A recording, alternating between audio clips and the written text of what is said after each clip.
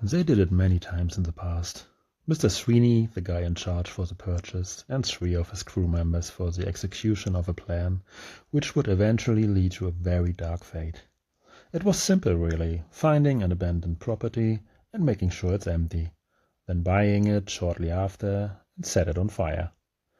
Claiming the insurance within the next 2 days, followed by a payout within the next few months. Whenever the cash came in, they would split it equally. There were never any issues, until they bought property number 13. Research told them that it was empty for several years already.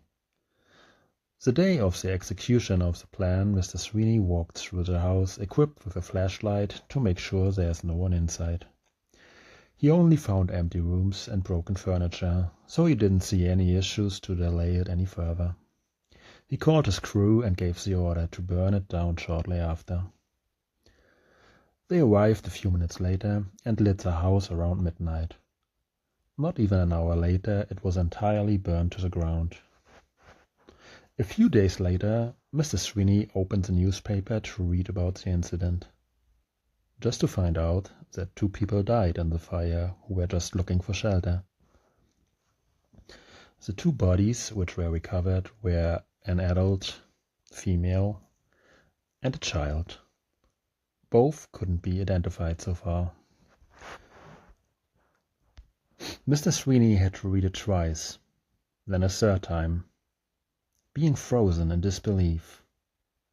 They were squatters. Inside.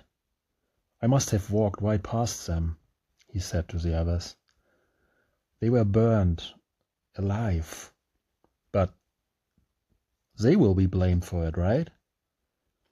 The others nodded in silence. So, what about the insurance? One of them asked coldly.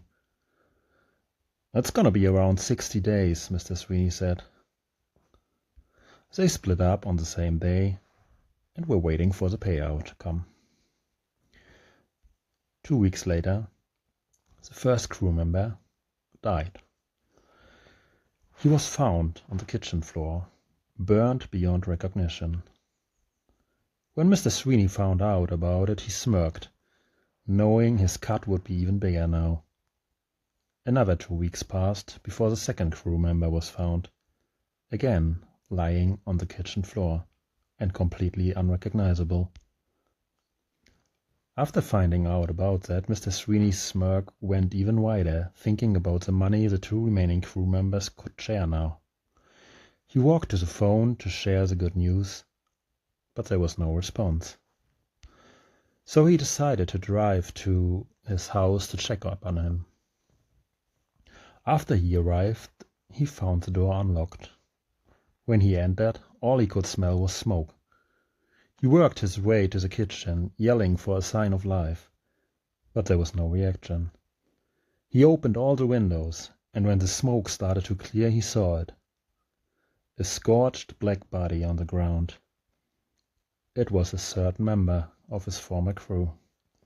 His jaw dropped and he couldn't believe what he was seeing before he had to vomit eventually. He headed home and locked every door and window. The greedy smirk faded. He unplugged everything and disconnected the gas. Then he sat in his living room, staring into the dark with an uneasy feeling of being watched. Several days passed and he tried to distract himself with reading. Nothing happened. Maybe it really was just a coincidence, Mr. Sweeney said to himself. Bad things happen after all. And the smirk slowly returned to his face. He didn't cook for days, but needed something warm again. So after heading to the store, he got himself a frozen pizza. He turned the power and gas back on and put it in the oven. Then he went to the living room, turned on the TV and just tried to relax. All of a sudden, he heard it. A crying, distant. It was a child, crying. He turned around, but there was nothing to be seen. He stood up and walked through his house. The sound got louder and turned into screams of agony eventually. He panicked and thought he must be going crazy. He kept checking every single room. Nothing in the bathroom. Nothing in the bedroom. Just nothing. Then he heard the oven peeping, so he went to the kitchen. The moment he arrived there, the screams intensified again. They were almost deafening. Then they just stopped. It was quiet again. He exhaled in relief, hoping the worst is behind him. But he couldn't have been more wrong. All of a sudden, the oven door opened by itself, slowly, very slowly. He tried to close it, but it felt like someone is pushing it from the other side. He took a step back. Then he saw it. A small, blackened, burned child staring at him from within the oven. He screamed and tried to run away, but the moment he turned around he saw something, standing in the door. A black-haired, burned woman with empty eyes. There was no escape. He stumbled back in shock, just to feel the grip of two small but outlandishly strong hands around his neck, holding him in place. He tried to break free, but his fate had already been decided the day he burned down house number 13. He stared at the woman, which was slowly approaching him. He wet himself. She came closer and closer, and before he could even blink, he was pushed and pulled into the oven at the same time. The door closed and the heat was rising. It became unbearable. He couldn't breathe. He couldn't scream. His skin bubbled. His hair ignited. He felt everything, and every second felt like an eternity.